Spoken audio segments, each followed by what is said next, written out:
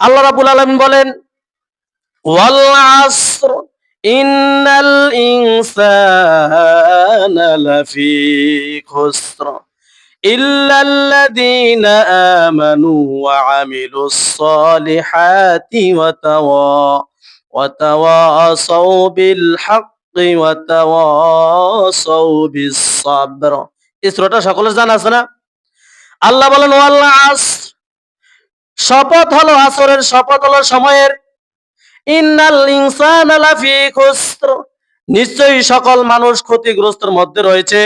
সমস্ত মানুষ ক্ষতিগ্রস্তের মধ্যে রয়েছে।